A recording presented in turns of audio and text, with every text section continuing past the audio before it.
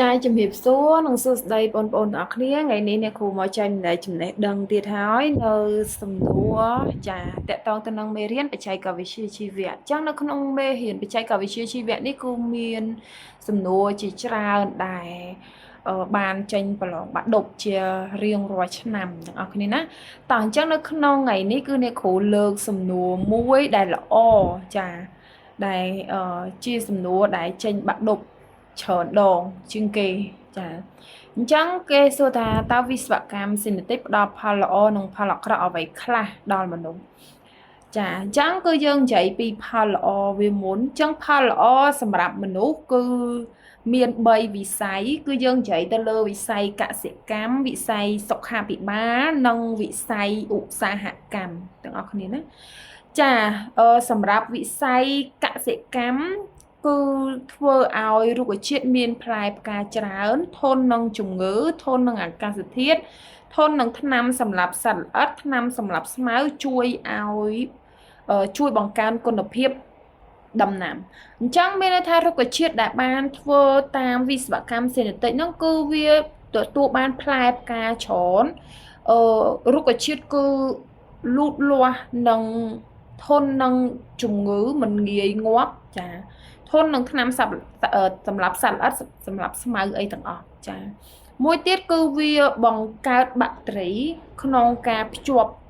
អាសូតចាព្រោះកាលណាដែលរុក្ខជាតិមានបាក់តេរីហើយធ្វើការភ្ជាប់អាសូតច្រើនវាធ្វើឲ្យរុក្ខជាតិមានផ្លែផ្កាច្រើនហើយវាល្អចាមួយទៀតគឺបន្ថែមនៅសារធាតុចិញ្ចឹមចូលទៅក្នុងគ្រាប់ធញ្ញជាតិចាគ្រាប់របស់រុក្ខជាតិហ្នឹងហើយអញ្ចឹងវាធ្វើឲ្យគ្រាប់ហ្នឹងវាលូតលាស់ច្រើនវាបង្កើតបានទៅជាផ្លែច្រើនដូចគ្នានៅក្នុងវិស័យកសិកម្មហ្នឹងអ្នកគ្រូបន្ថែមវិស័យបរិស្ថានមួយដែរព្រោះដោយសារយើងមើលឃើញថាមានការធ្វើអឺបង្កើតនៅបាក់តេរីល្អដែលអាចប្រើប្រាស់នៅក្នុងបរិស្ថានជួយសម្អាតបរិស្ថានបានដោយឡែកនៅពេលដែលអ្នកដែលដឹកប្រេងចាគឺគាត់បានកំពប់ឬក៏ខ្ចាយប្រេងចូលទៅក្នុងសមុទ្រពពួកប្រេងឆៅអញ្ចឹងវាធ្វើឲ្យប្រេងដែលមានសារធាតុគីមីអុបតានណាគឺវាមានសារធាតុអុបតាននៅក្នុងប្រេងឆៅចាគឺជាសារធាតុពុលនៅក្នុងសមុទ្រដែលធ្វើឲ្យបាត់បង់នៅជីវៈចម្រុះមច្ឆជាតិជាច្រើនអញ្ចឹងគេចាប់ផ្ដើមបង្កើតពូជបាក់តេរីមួយយ៉ាងដែលទៅបំលែងអាសារធាតុគីមីមាននៅក្នុងប្រេងឆៅអុបតានហ្នឹងឲ្យទៅជាមេតានអាចឲ្យវាហើរទៅបរិយាកាសវិញចឹងវាលែងធ្វើឲ្យសមុទ្រហ្នឹងគឺពុលហើយលែងធ្វើឲ្យមច្ឆជាតិហ្នឹងគឺវាងាប់ហើយចាអាហ្នឹងអញ្ចឹងពូជបាក់តេរីហ្នឹងក៏គេអាចប្រើនៅក្នុងវិស័យវិស្វកម្មសេនេតិកចាបានដែរចាអញ្ចឹងគឺវាជួយសម្អាតបរិស្ថានឃើញទេចាហ្នឹងក៏គុណសម្បត្តិមួយដែរមួយទៀតគឺយើងនិយាយទៅលើវិស័យឧស្សាហកម្មគឺវិស័យឧស្សាហកម្មនេះគឺធ្វើតាមបច្ចេកវិទ្យាបច្ចេកវិស្វកម្មសេនេតិកនឹងច្រើនមែនតើការផលិតស្បៀងអាហារទឹកដោះគោជូរប្រូម៉ាស្រាបៀននំប៉័ងអីជាច្រើនគឺធ្វើឡើងតាម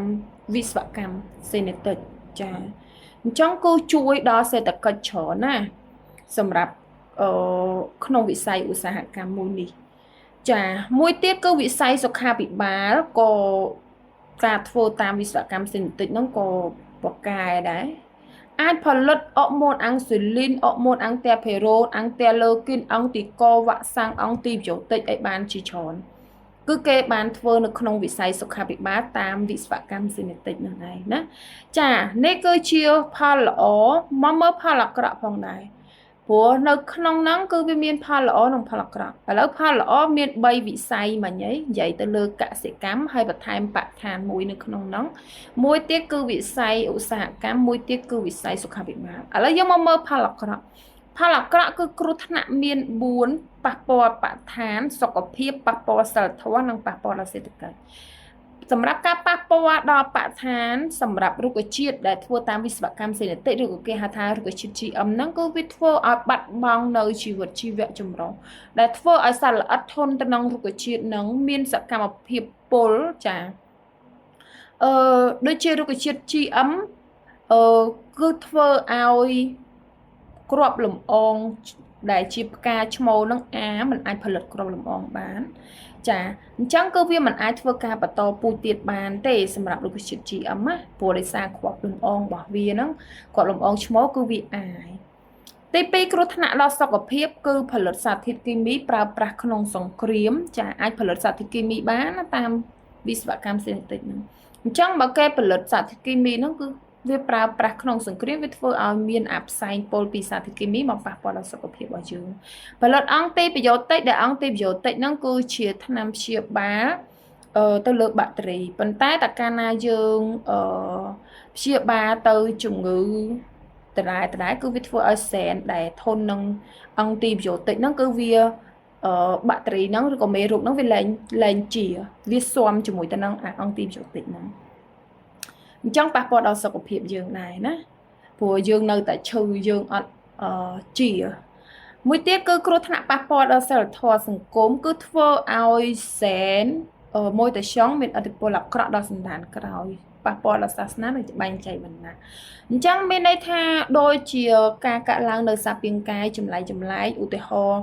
ដូចគោដុសស្នែងនៅចំកណ្ដាលក្បាលមួយអីចឹងទៅកញ្ចក់ជើងគោបែកចេញជា2អីចឹងទៅចាកតុយគោប្រែកអីចឹងទៅអាហ្នឹងគឺជាការធ្វើតាមវិស្វកម្មសេនេតិកដែលវាធ្វើឲ្យមានការរងនៅមួយតែចង់ចាហើយអីគេទៀតរុក្ខជាតិគឺវាមានលក្ខណៈប្លែកពីគ្នាច្រើនអញ្ចឹងទៅអញ្ចឹងធ្វើរុក្ខជាតិដែលធ្វើឲ្យមានលក្ខណៈប្លែកហ្នឹងគឺគេចាប់ផ្ដើមជឿទៅតាមទឹកជំនឿសាសនាចាគេគិតថារុក្ខជាតិហ្នឹងគឺវាមានអរុគអរិយអ្នកតានៅអីចឹងទៅចាគេចាប់ផ្ដើមទៅទិញរុក្ខជាតិហ្នឹងចាគេចាប់ផ្ដើមធ្វើទីផ្សាររុក្ខជាតិហ្នឹងគឺទទួលបាន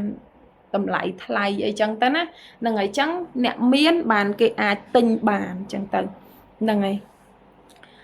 អូខេមកមួយទៀតគឺគ្រោះថ្នាក់ប៉ះពាល់ដល់សេដ្ឋកិច្ចអញ្ចឹងសម្រាប់រុក្ខជាតិ GM ហ្នឹងគឺត្រូវបានផលិតដោយក្រុមហ៊ុនស្របច្បាប់ក្រុមហ៊ុនឯកជនស្របច្បាប់មួយមិនឲ្យក្រុមហ៊ុនដទៃអាចផលិតគ្រាប់រុក្ខជាតិ GM នឹងបានទេអញ្ចឹងប្រជាកសិករដែលគាត់បានទិញរុក្ខជាតិ GM ហ្នឹងគឺគាត់ត្រូវទិញឲ្យដាំឲ្យវាងាប់យើងត្រូវទៅទិញពូជពីក្រុមហ៊ុនដែលផលិតគ្រាប់រុក្ខជាតិ GM ឬក៏រុក្ខជាតិដែលធ្វើតាមវិស្វកម្មសេនេតិកហ្នឹងមកវិញដើម្បីធ្វើការដាំបន្តព្រោះដោយសារវាអាចធ្វើការបន្តពូជបានទេព្រោះគ្រាប់លំអងហ្នឹងគឺវាចាវាអាចផលិតគ្រាប់លំអងបានរុក្ខជាតិឈ្មោលអញ្ចឹងគឺវាអាចទៅបង្កកំណើតបង្កើតបានទៅជាកូនរុក្ខជាតិចំនួនក្រោយបានទេអញ្ចឹងកាលណាតែមកវត្តជីវិតរបស់វាត្រូវបានងាប់គឺគេត្រូវទៅទិញគ្រាប់រុក្ខជាតិនឹងមកធ្វើការដាំដុះបន្តទៀតហើយត្រូវទៅទិញជារៀងរាល់ឆ្នាំអញ្ចឹងប៉ះពាល់ដល់សេដ្ឋកិច្ចឯងកាលណាដែល